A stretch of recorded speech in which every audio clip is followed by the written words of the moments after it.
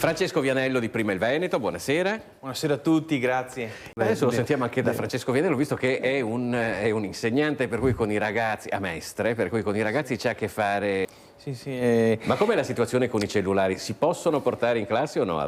Allora, con i cellulari, intanto la regola che non si dovrebbero usare in classe già c'era.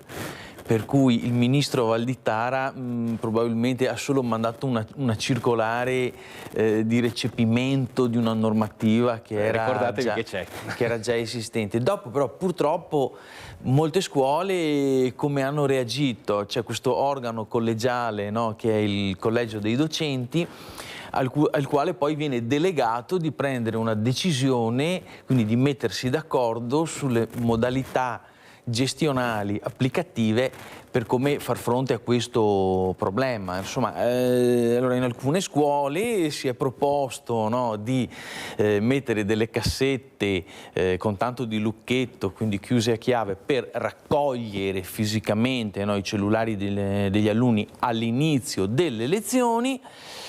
Però qualcun altro ci ha proposto no, questa sarebbe una violazione, un metodo troppo coercitivo, voi docenti dovete educare, dovete vigilare. Sì, è stato fatto notare che o vigiliamo o spieghiamo in classe. Cioè, i ragazzi hanno il telefonino dentro lo zaino, no? Ma al cambio dell'ora lo prendono e dicono aspetta che devo guardare Gigetto cosa mi ha scritto, lo faccio io, lo fa un altro, lo fa un terzo, lo fa un quarto, si innesca un meccanismo di emulazione.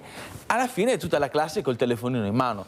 E poi quando non c'era il telefonino comunque si sequestravano gli oggetti. Sì. Cioè, portami quella cosa lì e rimaneva sulla cattedra. Insomma, comunque. La faccio breve, sì. È tutto come prima.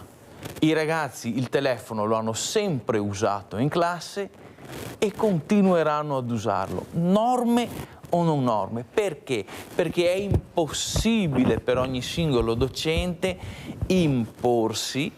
Questo richiederebbe troppo tempo, richiederebbe anche uno scontro, una trattativa, una polemica che potrebbe innescarsi con il singolo alunno, con la classe, per cui tutto resterà come sempre.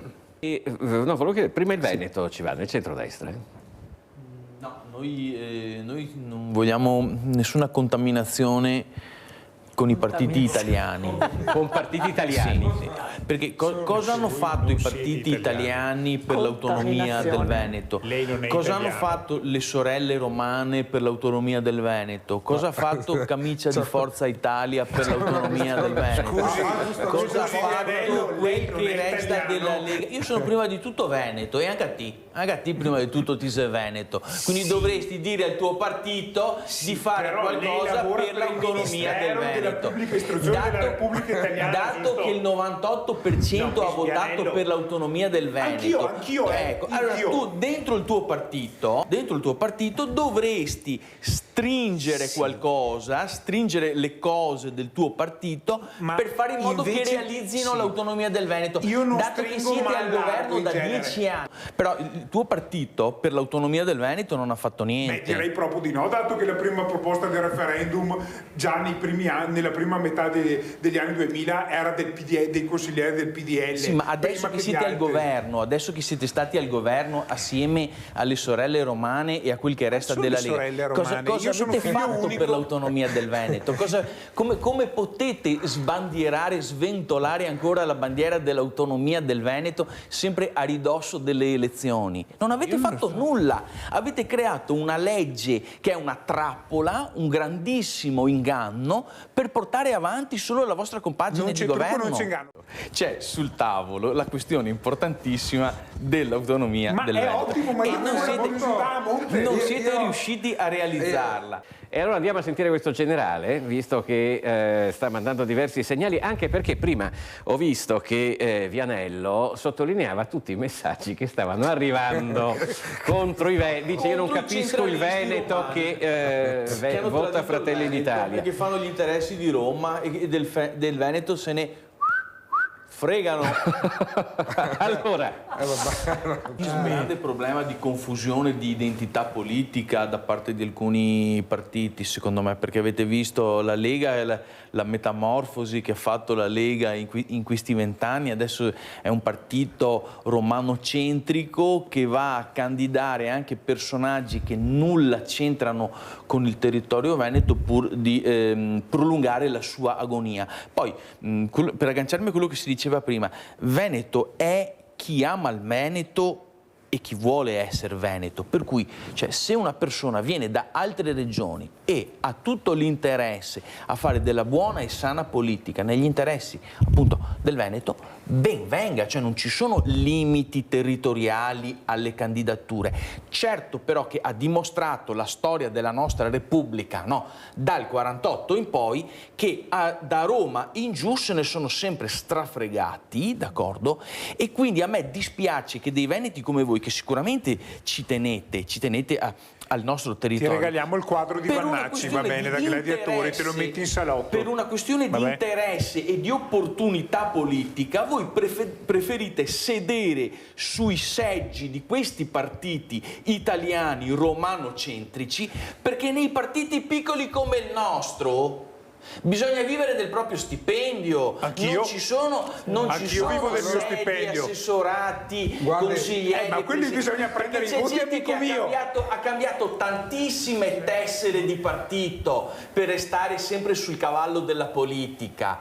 Prima erano leghisti, poi Forza Italia, poi adesso Fratelli d'Italia. Hanno cambiato tutte queste tessere e continuano a cambiarle, perché con i partiti italiani possono vivere di politica e avere gli stipendi. Però non gli amministratori locali, perché gli amministratori locali non vivono di politica. Alcuni anche locali hanno cambiato 3 tessere di partito in 15 anni. Quella verde, quella azzurra di Forza Italia e adesso quella un po' più blu scuro, no? Di Fratelli è l'elettorato del che si è Sud. trasformato così, Vianello. Cioè quello che tu hai illustrato. Ma l'elettorato è stato anche No, ingannato, con una propaganda massiccia, è stato anche ingannato.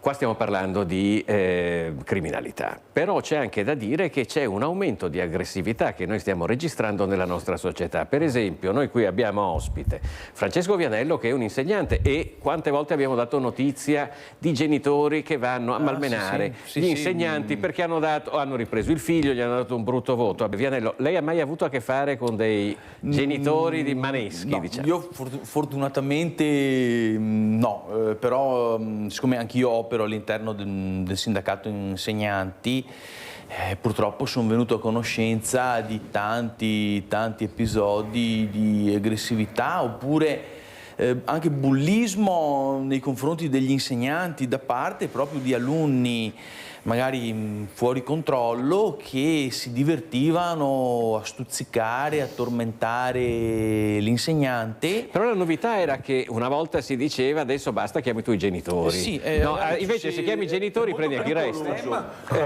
Te sappi dal bocen che da sopra. Esatto.